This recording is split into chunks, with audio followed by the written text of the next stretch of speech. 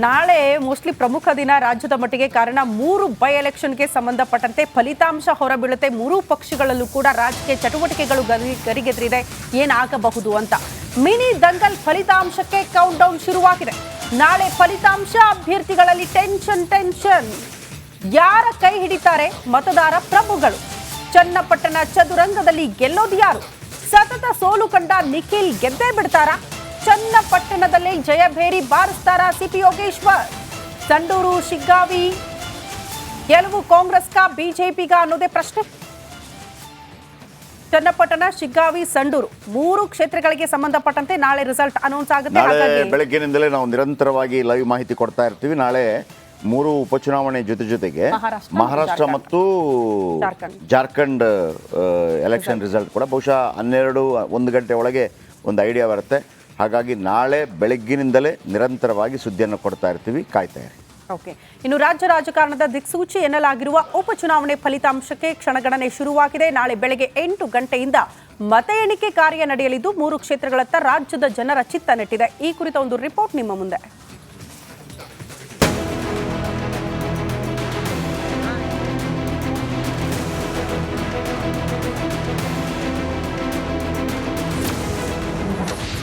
ನಾಳೆ ಉಪಚುನಾವಣೆ ಫಲಿತಾಂಶ ಪ್ರಕಟ.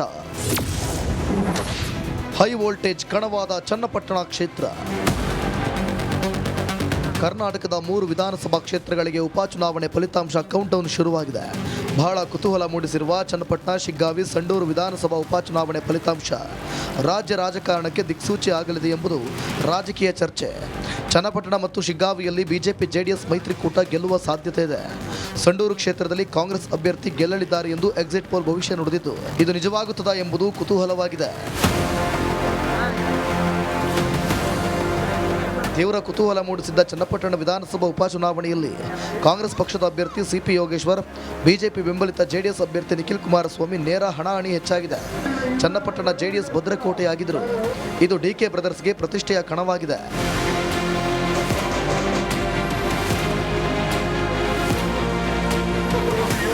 ಶಿಗ್ಗಾವಿಯಲ್ಲಿ ಈ ಬಾರಿ ಮಾಜಿ ಸಿಎಂ ಬಸವರಾಜ ಬೊಮ್ಮಾಯಿ ಮಗ ಭರತ್ ಬೊಮ್ಮಾಯಿ ಬಿಜೆಪಿ ಅಭ್ಯರ್ಥಿಯಾಗಿ ಸ್ಪರ್ಧಿಸಿದ್ದು, ಕಾಂಗ್ರೆಸ್ ಅಭ್ಯರ್ಥಿಯಾಗಿ ಯಾಸಿರ್ ಅಹಮದ್ ಖಾನ್ ಪಠಾಣ್ ಸ್ಪರ್ಧೆ ಮಾಡಿದ್ದು, ಮುಸ್ಲಿಮರ ಪ್ರಾಬಲ್ಯವಿರುವ ಈ ಕ್ಷೇತ್ರದಲ್ಲಿ ಲಿಂಗಾಯತರ ಮತಗಳು ನಿರ್ಣಾಯಕವಾಗಿವೆ.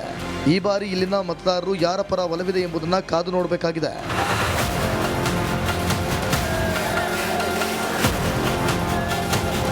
ಇನ್ನು ಸಂಡೂರು ಕ್ಷೇತ್ರ ಕಾಂಗ್ರೆಸ್ ಭದ್ರಕೋಟೆಯಾಗಿದ್ದು, ಬಿಜೆಪಿ ಅಭ್ಯರ್ಥಿ ಬಂಗಾರು ಹನುಮಂತು ಕಾಂಗ್ರೆಸ್ನ ಅನ್ಪೂರ್ಣ ತುಕಾರಾಂ ನಡುವೆ ನೇರ ಫೈಟ್ ಇದ್ದು, ಯಾರು ಗೆಲ್ತಾರೆ ಯಾರು ಸೋಲ್ತಾರೆ ಎಂಬುದನ್ನು ಇನ್ನು ಕೆಲವೇ ಕ್ಷಣಗಳಲ್ಲಿ ಅಂತಿಮ ಉತ್ತರ ಹೊರಬೀಳಲಿದೆ.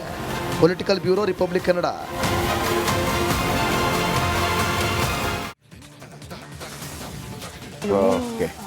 ರಿಪೋರ್ಟರ್ಗಳು ಲೈವ್ ಇದ್ದಾರೆ. 3 ಕ್ಷೇತ್ರಗಳಿಗೆ ಸಂಬಂಧಪಟ್ಟಂತೆ ಒಂದು ಕಡೆ ಚನ್ನಪಟ್ಟಣದ ಬಗ್ಗೆ ಮಾಹಿತಿ ಕೊಡೋದಕ್ಕೆ ಸುರೇಶ್ ನೇರ ಸಂಪರ್ಕದಲ್ಲಿದ್ದಾರೆ. ಮತ್ತೊಂದು ಕಡೆ ಸಂಡೂರು ಬೈ ಎಲೆಕ್ಷನ್ಗೆ ಸಂಬಂಧಪಟ್ಟಂತೆ ಮಾಹಿತಿ ಕೊಡೋದಕ್ಕೆ ರೇಣುಕಾರಾಧ್ಯ ಇದ್ದಾರೆ. ಶಿಗ್ಗಾವಿ ಬಗ್ಗೆ ಮಾಹಿತಿ ಕೊಡೋದಕ್ಕೆ ಮಾರುತಿ ಇದ್ದಾರೆ. ಮೊದಲನೇದಾಗಿ ಚನ್ನಪಟ್ಟಣ. ಓಕೆ, ನಿಖಿಲ್ಗೆ ಮಾಡು ಇಲ್ಲವೇ ಮಡಿ ಏನಾಗುತ್ತೆ ಅಂತ ಕ್ಯೂರಿಯಾಸಿಟಿ ನನಗೆ. ಯಾರು ಸೋತರೂ ಹ್ಯಾಟ್ರಿಕ್. ಹೌದು. ಓಕೆ, ಏನಾಗಬಹುದು ಚನ್ನಪಟ್ಟಣದಲ್ಲಿ ಅಂತ ರೇಣುಕಾರಾಧ್ಯ, ಸಾರಿ ಸುರೇಶ್.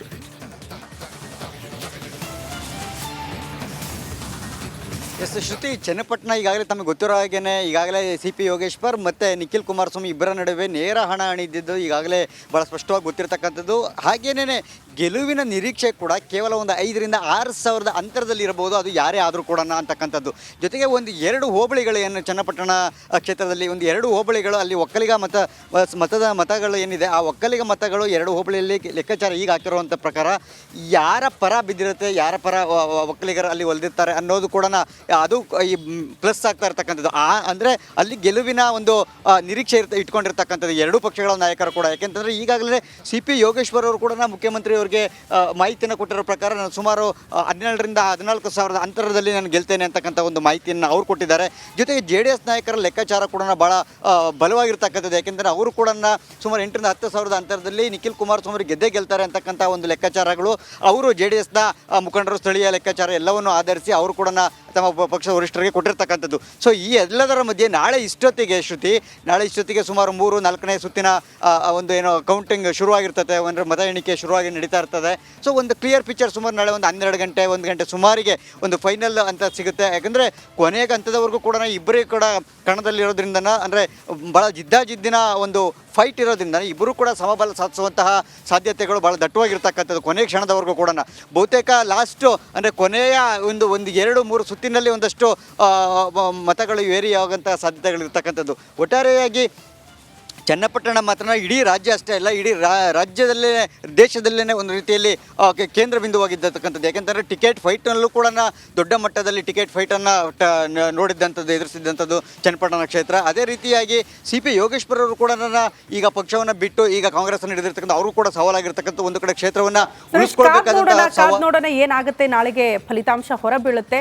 ಮತ್ತೊಂದು ಕಡೆ ಸಂಡೂರು ಕೂಡ ಬಹಳ ಕುತೂಹಲದ ಕಣವಾಗಿದೆ. ಆ ಬಗ್ಗೆ ಮಾಹಿತಿ ಪಡ್ಕೊಳ್ಳೋಣ. ರೇಣುಕಾರಾಧ್ಯ 4 ಬಾರಿ ಗೆದ್ದಿದ್ರು ತುಕಾರಾಮ್ ಅವರು, ಲೋಕಸಭೆ ಚುನಾವಣೆ ಸ್ಪರ್ಧೆ ಮಾಡಿ ಸಂಸದರಾದ್ರು. ಈಗ ಅವರ ಪತ್ನಿಯನ್ನ ಗೆಲ್ಲಿಸ್ಕೊಂಡು ಬರೋಲ್ಲಿ ಯಶಸ್ವಿ ಆಗ್ತಾರಾ ಅನ್ನೋದು ಒಂದು ಪ್ರಶ್ನೆ. ಬಂಗಾರು ಹನುಮಂತ್ ಅವರು ಗೆದ್ದು ಬಿಡ್ತಾರಾ ಅನ್ನುವಂಥ ಕುತೂಹಲ. ಕಾರಣ ಜನಾರ್ದನ ರೆಡ್ಡಿ ಅವರು ಪ್ರಮಾಣ ಬೇರೆ ಮಾಡ್ಬಿಟ್ಟಿದ್ದಾರೆ, ಈ ಕ್ಷೇತ್ರವನ್ನ ಮುಡಿಪಾಗಿಡ್ತೀನಿ ಪ್ರಧಾನಿ ನರೇಂದ್ರ ಮೋದಿ ಅವರಿಗೆ ಅಂತ. ಅವರು ಆಲ್ರೆಡಿ ಹಿಂದೆ ಎಲ್ಲಿಂದ ಸ್ಪರ್ಧೆ ಮಾಡಿದ್ರು, ಅಲ್ಲೂ ಕೂಡ ಅಷ್ಟೇ ಅವರು ಬೇರೆನೇ ಪಾರ್ಟಿ ಮಾಡಿಕೊಂಡು ಒಬ್ಬರೇ ಅಲ್ಲಿ ಏಕಾಂಗಿಯಾಗಿ ಹೋರಾಟ ಮಾಡಿಕೊಂಡು ಗೆದ್ದು ಬಂದಿದ್ರು. ಅಂದ್ರೆ ದುಡ್ಡಿನ ತಾಕತ್ತು ಇದೆ. ಆಮೇಲೆ ಬೇರೆ ಬೇರೆ ಕೇವಲ ದುಡ್ಡಲ್ಲೇ ಗೆಲ್ಲಕ್ಕಾಗೋದಿಲ್ಲ, ದುಡ್ಡು ಒಂದು ಮುಖ್ಯ ಭಾಗ.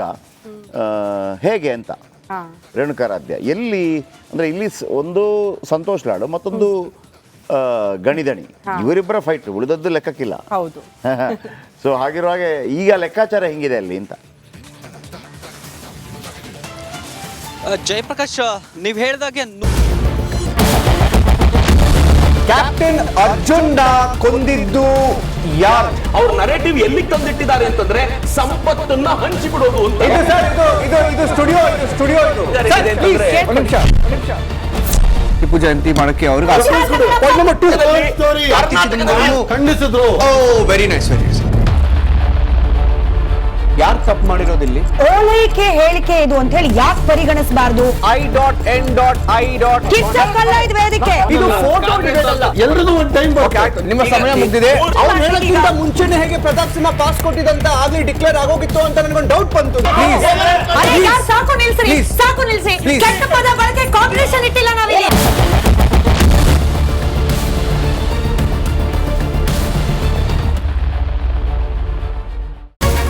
ರಿಪಬ್ಲಿಕ್ ವರ್ಡ್ ಆ್ಯಪ್ ಇದು ಕೇವಲ ಅಪ್ಲಿಕೇಶನ್ ಅಲ್ಲ, ಸಮಗ್ರ ಸುದ್ದಿಗಳ ಸಂಪರ್ಕ ಮಾರ್ಗಕ್ಕೆ ಕ್ರಾಂತಿಕಾರಿ ಬದಲಾವಣೆ. ರಿಪಬ್ಲಿಕ್ ವರ್ಡ್ ಆ್ಯಪ್ ಕೇವಲ ಸುದ್ದಿ ಅಪ್ಲಿಕೇಶನ್ ಪರಿಚಯಿಸ್ತಾ ಇಲ್ಲ, ಬದಲಾಗಿ ಡಿಜಿಟಲ್ ಸುದ್ದಿ ಬಳಕೆಯ ಹೊಸ ಯುಗಕ್ಕೆ ನಾಂದಿ ಹಾಡ್ತಾ ಇದೆ. ಇದೊಂದು ಬ್ರೇಕಿಂಗ್ ನ್ಯೂಸ್, ಪ್ರಭಾವಶಾಲಿ ಕಾರ್ಯಕ್ರಮಗಳಿಗೆ ಗಟ್ಟಿಯಾದ ನ್ಯೂಸ್. ಇಲ್ಲಿ ಕೇವಲ ತಾಜಾ ಸುದ್ದಿ, ಅದರ ನೇರ ಪ್ರಸಾರ ಮತ್ತು ಚರ್ಚೆಗಳಿಗೆ ಮಾತ್ರ ಅವಕಾಶ. ರಿಪಬ್ಲಿಕ್ ವರ್ಲ್ಡ್ ಆ್ಯಪ್ ಡೌನ್ಲೋಡ್ ಮಾಡಿಕೊಳ್ಳಿ. ಗೂಗಲ್ ಪ್ಲೇಸ್ಟೋರ್ ಮತ್ತು ಆಪಲ್ ಆ್ಯಪ್ ಸ್ಟೋರ್ನಲ್ಲಿ ಲಭ್ಯವಿದೆ.